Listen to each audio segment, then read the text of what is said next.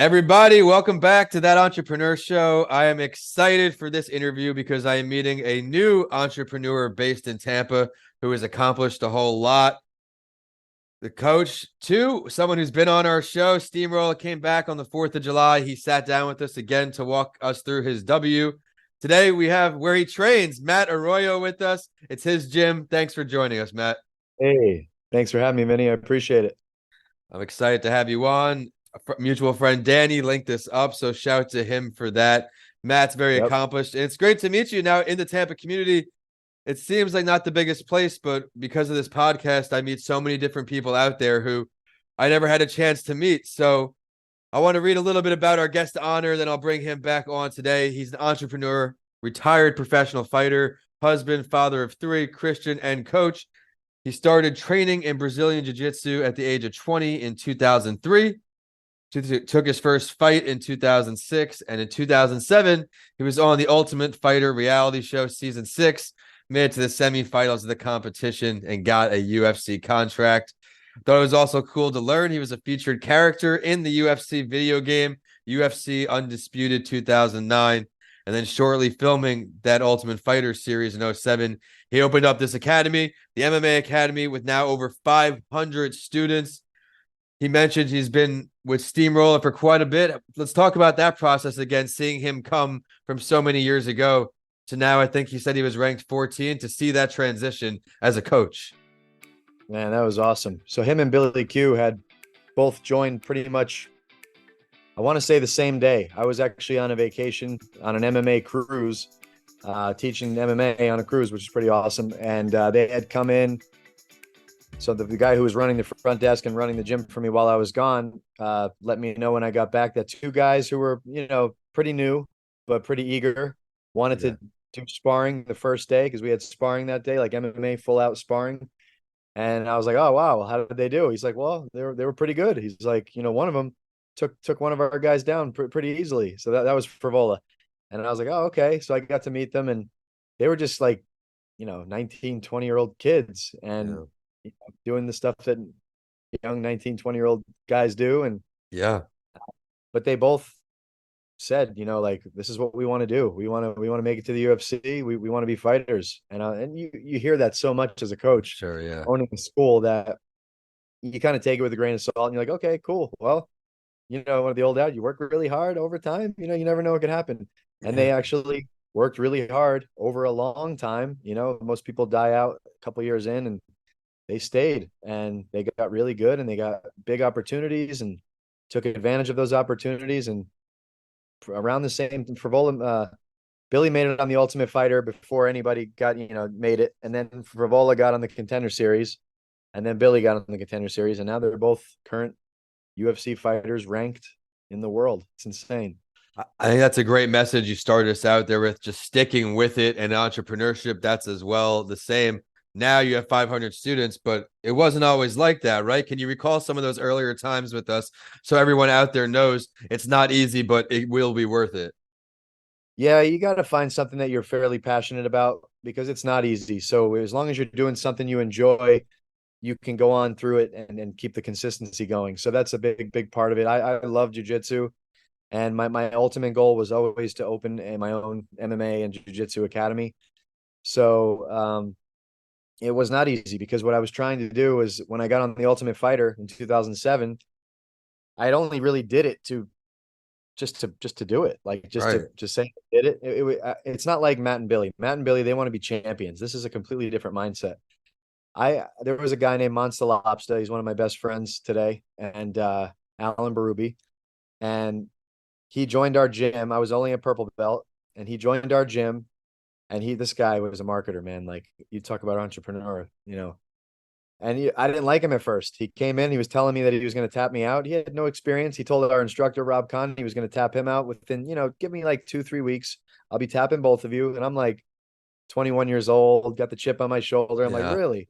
So he rubbed me the wrong way. He rubbed us all the wrong way. But then, like, I'd say after like 2 weeks, we're like, all right, he's not really meaning what he's meaning, but deep down he is.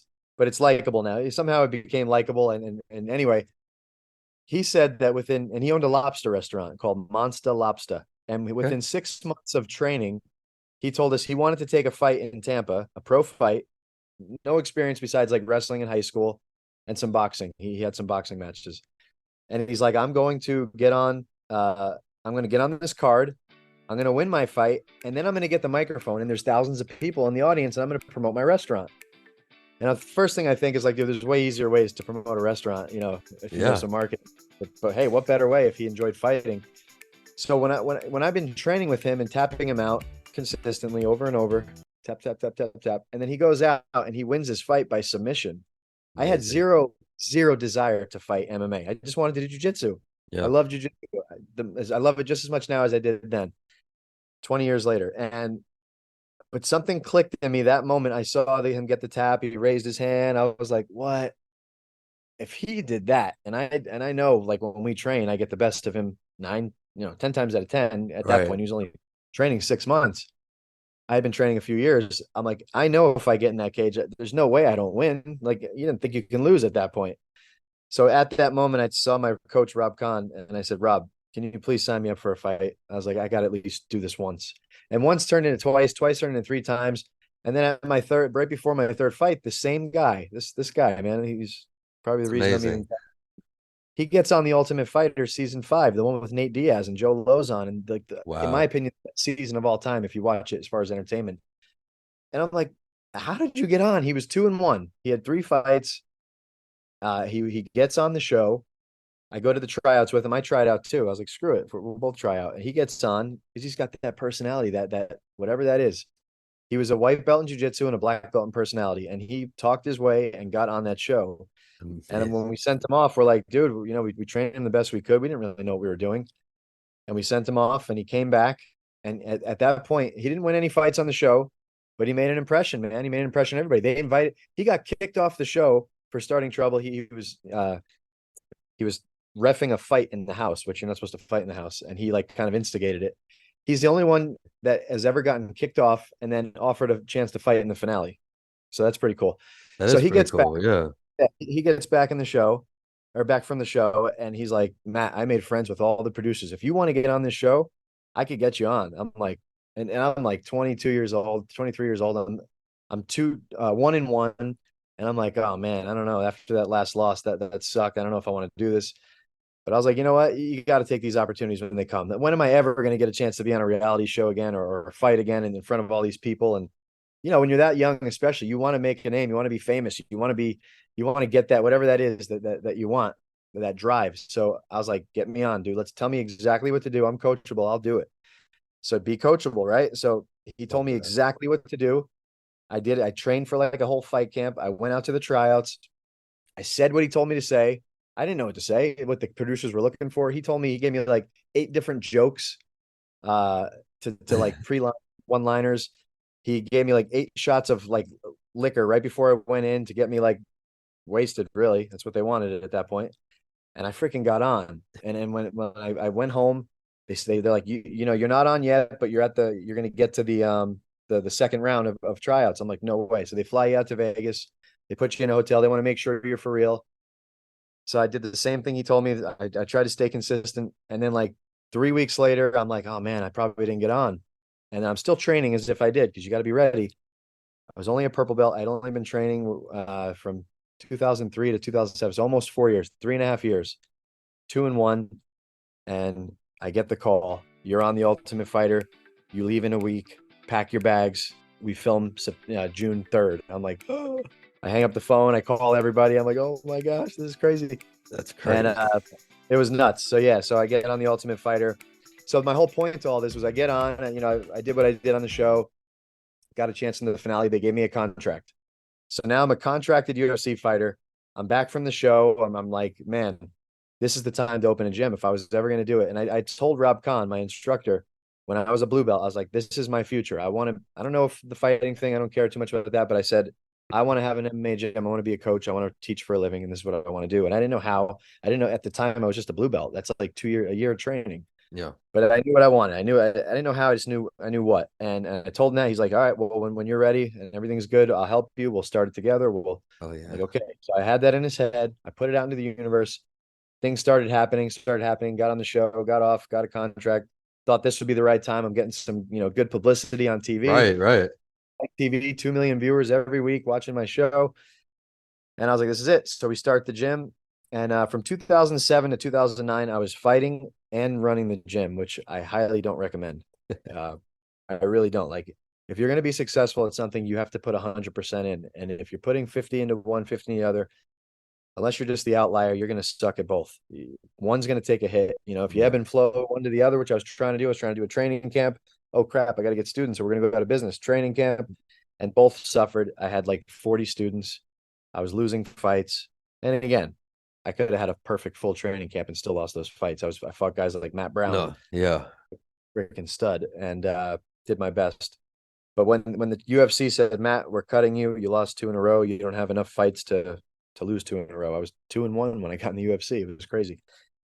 I like thought about it for 2 minutes, and the thought was this. My 2-minute thought was, I can move to Miami because I live in Tampa and go join ATT, which was the biggest gym in Florida at the time, kind of still is, had the most UFC fighters, and go there and just do this full time and really put everything I have into it and really have that desire to become a champion in MMA. Or I could stay in Tampa where I have been for the last how many years, start a gym and, continue on with the gym and just go full force into that. And it was like the shortest, it was intense decision because I'm like, oh, that would be cool. And it was easy. I was like, nah, that's not why I'm here. What's my why? My why was to start a martial arts gym and grow that to success and be an entrepreneur and have my own lifestyle.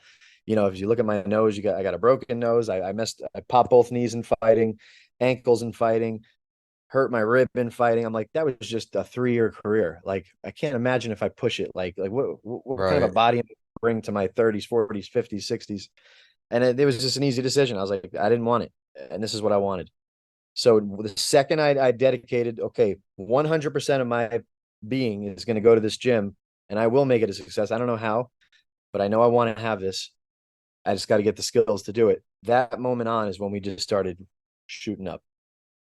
I love it. Was there any specific way that was the best for you to get clients? Now, I know you were on TV, so that might have helped, just some word of mouth. Was there anything you did? That didn't really help much at all, except once they got there, they realized I was credible. Okay. It didn't bring people through the door like people think. It's a little easier now. Like, every time Billy wins a fight or Matt wins a fight, we get a couple people come in. I saw that fight. I want to try this. But that's not enough to sustain a business, not even close. That's just icing on the cake kind of thing. Right. And it helped. Of course, every person that comes helps. But back then in 07, 08, 09, that wasn't enough to do anything. And, 2 million people watched. I don't know how many were in Tampa. You know what I mean? Of course. So yeah, I had to learn marketing and that was what I was going to do. Marketing and sales. Those were my 2 big things. I was like, if I could learn how to sell, learn how to market. Right before I was started fighting, I sold life insurance. I went door to door in Florida, knocking on doors, learning how to not easy. Not easy. Yeah. Especially in a suit and tie in this heat. Like, it was crazy. I knew I didn't want to do that, but I knew if I did it for a year, I could learn a skill. And that's what I did. So I had the sales part down. Obviously you can always get better, but I knew what I was doing. But marketing, I was like, how are people going to find out about Gracie Tampa South? Like, I had no clue. Mm-hmm. So I just started, actually this quick story is there was this guy named Preston. He might be listening to this. He's still a good friend of mine. And at that time, I was the only UFC fighter in Tampa. Like, there was still, like, Billy Q is the only UFC fighter in Tampa. It's not a big thing yet. Yeah. So he wrote the gym, hey, you're the only guy in the UFC in Tampa. I need to do private lessons with you because you're the best guy in Tampa. And I was like, oh, thanks. That's cool. So he comes in a Beamer, which, and I didn't come from money. We grew up, I don't want to say poor, but we did not have any money. So I moved to Tampa. I went to University of Tampa, the only guy in the whole school taking out loans like an idiot. I didn't realize all these people's parents were paying for their school. I had loans too, man. Don't worry about that. Yeah. So I'm like, so wait, your parents are paying for this? They're like, yeah, yours aren't. I'm like, no. I'm like 80 grand. So anyway, so I started to be around more wealthy people. That was the first time ever. And I was like, okay, well, their parents are wealthy. They're kind of just like the kids of the wealth. I could learn a little bit though. So, I kind of got a little more comfortable around it. And then this guy comes in and I was like, it was like 12 o'clock. So I'm thinking he's on his lunch break. He's probably like an executive. And he comes in and he's like, yeah, I want to do privates with you and this and that. So we start doing privates. And so I asked, what do you do for a living? And he's like, well, I'm an internet marketer. I'm like, internet marketing, what's that? And so marketing on the internet. He's like, yeah, kind of. He's like, but I do real estate, teach how to wholesale, teach how to do this, that. So he's like, basically, I got like this membership site that's like $97 a month. I got a couple thousand people in that. And I was like, a couple thousand people paying Yeah. $100 a month. That's a, what? Wait, what? I was like, so you don't have a job? He's like, no, I'm an entrepreneur. This is what I do. I'm like, okay, so can you teach me that? He's like, well, you know, kind of. He's like, just go to this seminar. I'm like, okay, what seminar? It was called Big Seminar. It was put on by a guy named Armin Morin. He was one of the big marketers back then. And that's all he had to say. You know, like when you fight in the UFC, when you're a fighter, when you're an athlete, like you're used to being coached. And when someone who has good advice coaches you on something, you don't think, oh, maybe I should do it. You just do it. Yep. So I went online. I found the seminar. It was $600. I paid the price. I booked my flight, and that's where I was going to go because that's where I wanted to be. I wanted to be like him. Like Yeah. I wanted to have 2,000 people paying $100 a month. So Yeah, same. yeah. So anyway, that was where I first even learned that this whole thing existed. I knew I wanted to learn marketing, and then you just kind of put it out there, and people just, I don't want to say the law of attraction, but your intention is there, so you notice when things start to happen, and you take advantage. And I did. I went to the seminar, and once your mind expands, there's no going back. I Right. saw people doing big numbers. I saw the process. I'm like, okay, how do I put this to my gym? How do I put this to making products for jiu-jitsu online? How do I, and I started going down the path of marketing and sales and internet marketing. And then I went to another seminar and a Dan Kennedy seminar and a Lloyd Irvin seminar. I started learning how to market systems for martial arts schools. And then I started implement. Once I'm done implementing, Yeah. learn more, implement. And you start snowballing. And then all of a sudden we had 300 students. So the fact that I was all in, they didn't have another side gig, a side hustle of, training for a UFC fight where you're not going to get your face crushed in, and just had one thing to focus on, and just focus and grow that and learn about it, implement, grow, learn, implement, grow. I did that over and over and over. We have 300 students. I'm 27 years old, making money, like never had money before. This is insane. Like money's coming in every month and my bills are not as much as that. And this is crazy. How does this happen? And then I was addicted. I was hooked. And I met my wife in the process, and she was very supportive and on board. And we just, yeah, the rest is history, man. Like you learn the systems. Like don't try to like figure it out. I did that for a year and a half. And I was like, this nothing's working. And then I learned from seminars, and then I joined coaching groups. What do you know? I just paid $80,000 to University of Tampa. I don't know anything about business when I got out. It's all like here, they don't know, or they be doing their own businesses. And I get out and I pay $1,000 for a seminar, $600 for a seminar. I learned more about marketing and sales than I ever learned from college. And then I pay this guy $10,000 for a year to coach me and answer my questions and show me exactly how to get where he is. So for freaking 12 grand, I'm making all that back and more, Right. where I'm still paying student loans. And I'm like, this is ridiculous. This is like, I felt so scammed. I felt so like I hate to like knock on college so much, but I really don't like it. Like unless you're going to be something that requires college, I knew I wanted to be an entrepreneur. So the route shouldn't have been in my head college. Looking back, it should have been go learn some skills, go work for some entrepreneurs and see what's going on, decide what it is you want to do, and then go do it. And I did the opposite. I did what like in I graduated high school in 2000, and it's probably even worse now. I'm not a high school kid now, but back then, if you didn't go Yeah. to college, you were a loser. What, are you crazy? You're not going to college? Like, no, I'm going to do my own business. What a weirdo. Like, it's so ingrained into our culture that you have to go to college after high school, Yeah. because you're not, what are you doing? You're just whatever. But all my friends who didn't go to high school or go to college after high school, who just started businesses, are all way ahead of all of us because they just started right away. And again, it's entrepreneurship's not for everybody. And I get it. If you want to just, you don't know what to do, you go to college, you pay 100 grand for 4 years just to make a decision. Yeah. And if your parents are paying for it, go for it. But if you're taking out loans like I did, it's not the smartest way. I was in debt until I was in my low 30s. It was crazy. You made a lot of great points there. And again, congrats on the success from that growth. I appreciate you sharing that story because it gives you a look into everyone out there, the life of an entrepreneur, the grinding, the hustling, learning new things, trying new things. Doesn't have to be perfect, but you do have to do everything at first. So go out there, learn. Let's plug your information again one more time right now. Where can we find you online? Where can we find the website for the company? Yeah, the biggest thing I'm focusing on now, like I said, focus, right? Is my Instagram account is Matt Arroyo MMA, and my website's mattarroyo.com. Everything I do is on there. I have my links to my gym, links to my online academy, links to just online courses, links to seminars, links to everything is on the main hub of mattarroyo.com. But yeah, my Instagram, if you guys do jujitsu, that's my jam. So Instagram, I'm going to teach you a bunch of cool stuff. If you want to learn how to fight, if you're like a wussy and you can't fight and you just put all your time into like learning business, but you don't know how to fight, like if crap ever hit the fan, you couldn't protect yourself, just go to Matt Arroyo MMA, and I have like tons of videos on just tips on how to defend yourself and do jujitsu and stuff like that. Appreciate you sharing that, everyone. We'll go over that again at the end of the show. But before we hop into the spotlight story, Matt, I want to just shed a little more light on your current business. We talked about the gym a little bit. What are some services that you offer? What are some coaching packages? All that good stuff.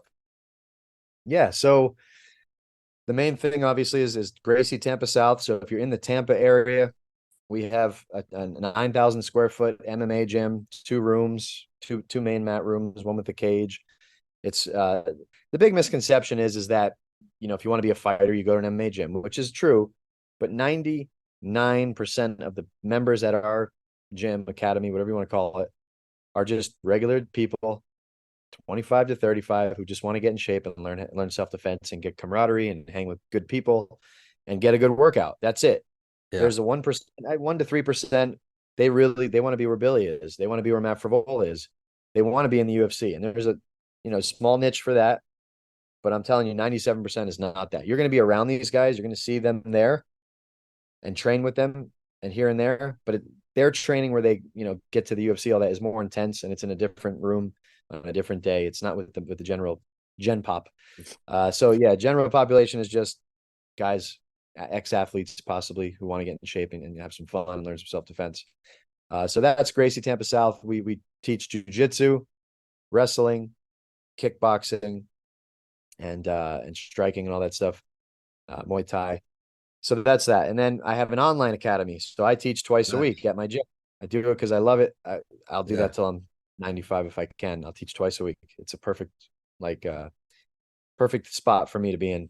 Any more than that, and I'm like, and then any less than that, I'm like desiring it. Right. And I get to be in my students' lives and help them. It's awesome. So I teach twice a week, and we film it. So when we film it, we upload it, and that's the online academy. So you'll see all the classes. And I have a lot of people reach out to me on Instagram. Hey, where's your school? Where's your school? I'd love to train with you. I like your teaching. I'd love to train with you.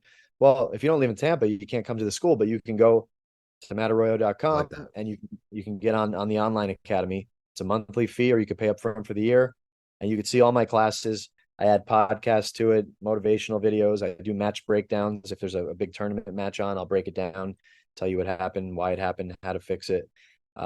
When I do my sparring and rolling, we record it, we upload it. You can watch the rolling. It's pretty cool. And you get a bunch of bonus courses and stuff like that. So that's the other business, that I have. I love it. Well, I like that because it really just shows the power of evolving your brand. You started with the gym, and now you're expanding to the online course. All of these different things. Everyone out there, don't give up. Build an umbrella brand. And I also appreciate how you shared that, hey, it's not all people who are trying to be in the UFC. Regular folks, come on down. That's what it mainly is, you're saying. Exactly. And then the other thing I do, and this is like, I would say quarterly, I'll hold a small seminar, 10 people. And sometimes I do even a 1 day with one person, like a day with Matt. And it's basically for school owners. If you own a martial arts school, it doesn't matter if it's karate or jiu-jitsu. I focus mostly on jiu-jitsu people that I help. And they come to my school for 1 full day, 9 a.m. to 5 p.m. And then, I show them all the systems that I use to grow the school and not have to always be in every single part of it. You kind of just work on it. and show them all the automations and the systems. And then at the very end, they come to my class and we train jiu-jitsu together, and then they go home. So we do a day with Matt, and then we do what I call the immersion camp, where there's 10 people and they all come in. I do this mostly once every quarter, and they come in, and I just take a weekend and show them all the systems, answer all their questions, help them with their specific problems. We do a round table. What are your problems in your gym? And I've been doing that since 2017. So be on the lookout for the next one of those. And if anybody is interested who's watching this, who is an entrepreneur, school owner, who wants to take their martial arts school to 500 students, or even, you don't even need all those students. We just want to get it more profitable. If you have a smaller space, we got the systems to do that, because we've been doing it for almost 20 years. So you can just reach out to me, message me on Instagram, Matt Arroyo MMA on Instagram. All right. Thanks for sharing all that. But before we let you go, which entrepreneur throughout history, dead or alive, would you choose to sit down with and pick their brain? Oh man, I saw the question beforehand, and I was thinking about it, and there were so many, and I'm like, it's so hard to narrow that down to one. I think probably the greatest entrepreneur that ever lived might be Steve Jobs, and he's not alive. So I'd love to have a conversation with him. I really like Darren Hardy. Maybe you guys don't even know who he is, but he wrote The Compound Effect, which I think is a way better version of the book called Atomic Habits. There's so many, like, I did that one on the audiobook. Yeah. Yeah, like I read Atomic Habits when everybody was talking about, but I read Compound Effect in 2010, and I don't want to say it's a knockoff of it, but Darren Hardy wrote Compound Effect in 2010. This Atomic Habits came out later. Yeah. And I'll read. I've read it like 8 times now. I read Atomic Habits once, and I'm like, eh. So yeah, I love to sit down with him and then pick his brain. But yeah, if I had to pick one, it has to be Steve Jobs, because I mean, he was the man. Like, look what he did. He changed the world. Like, it was him. He was the guy. Yeah. He was the behind it. He had people with him, a great team, but it was his leadership and his innovation. So that would be cool. Impossible at this. I forget who said it, that the strongest law is the law of compounding, and it's very, very true. Delve deeper. If Steve were alive, where would the meeting go down? You could pick the location. Where would it go down? Anywhere, man. At my house, at his house, at Apple headquarters. I don't care. I want to sit with him for an hour or more. We can go on his private jet. I don't care.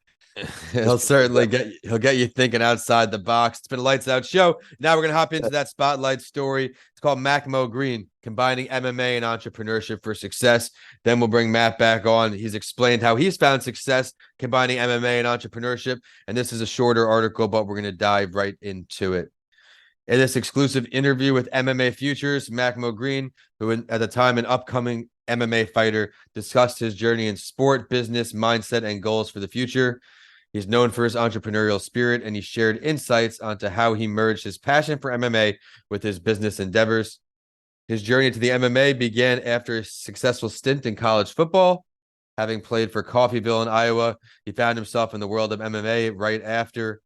Inspired by his friend Andrew Tyson, who an undefeated martial artist, Green decided to step into the gym and give it a try. This marked a turning point, but now the article talks about the entrepreneurial mindset and self-promotion. He emphasizes the importance of approaching MMA as a business and marketing oneself effectively. Some things we spoke about today with him, marketing. He stresses the need to think beyond the flashy aspects portrayed on social media and focus on building genuine relationships. Green's extensive experience in marketing and business has allowed him to understand the value of creating his own brand and viewing himself as a walking billboard. Encouraging young fighters to adopt a similar mindset, he advises them to establish a business foundation, such as starting an LLC, and find ways for passive income. Before I bring him back on, I want to talk about some of the advantages and disadvantages of being this entrepreneur fighter. We heard from Matt today. There was some challenges when he was still fighting and trying to run the gym. Being an entrepreneur in the MMA world comes with challenges, and Green acknowledges that the lifestyle requires constant dedication and hard work. Juggling multiple responsibilities like organizing events, attending meetings, and maintaining a fight career can be exhausting. We heard it from Matt today. I touched on a few things here, Matt, with this article. What are some of your takeaways? Like I said, it's not easy. It's doable if you, like you said, like if you don't have a family with a bunch of kids and another girlfriend and a bunch of stuff going on, you can make it happen. The best thing would be is to already have a business established before you really make it to the fighting. That way, like there's a lot of guys that did that. James Krause, you got El Senor Perfecto, I forget his name. A lot of these guys own gyms and they're already established, so now they can just do their training camps there, and then go in and fight. And their systems are already in place. They don't have to answer phones and mop mats, and there's already people that do all that. So yeah, but if you're starting a gym, and then I told Billy Q because he wants to do a gym and all that, and I'm like, man, just freaking fight first, get it all out, focus 100%. So you got a few years left. When you're done, there'll be time and all that to put 100% into that. But yeah, like that's what I would tell any fighters is to do that first, or pick one first and then go to the other. But if you're gonna do both, man, it's hard. It's really hard. It's hard enough, even in not fighting world, as an entrepreneur, having a side hustle to stay afloat during the slow points of entrepreneurial. For me, school speaker, the summer is always my slowest peak. So I'm finding ways to just earn in the meantime, but it does take time away from and focus from the main picture. Now just got accepted into the incubator program up at UT this year. So I'll be in those co-work spaces, really giving myself the full focus. No more waiting. Nice. Yeah. That's all, dude. Heck yeah. It's been real exciting so far. I wasn't tracking certain KPIs anymore. Just I've been so busy realizing, okay, what am I missing out on? Maybe why is it a little slower than it should? You've highlighted on a lot of that, like staying focused, discipline, all of these great areas. Thanks again for taking the time to join our community of entrepreneurs, Matt. Yeah, my pleasure, man. Thank you for having me. One more time with your email, website, any ways for listeners to get connected with you from the show. Yeah, Matt Arroyo MMA. If any of you need help with anything jiu-jitsu business, you can just message me. Any questions, anything you have. So Instagram /Matt Arroyo, MATTARROYO MMA. And then if you want to find out more about everything I'm doing, it's mattarroyo.com. All right, Matt. Thanks for sharing. And everyone out there, show's at That Entrepreneur Show. I am at Vincent A. Lancey. Be sure to head to the Vincent A. Lancey page on YouTube for the video clips from today's show. It was a great chat. And everyone out there, happy Halloween. Matt, thanks so much. Thanks, man. Appreciate you.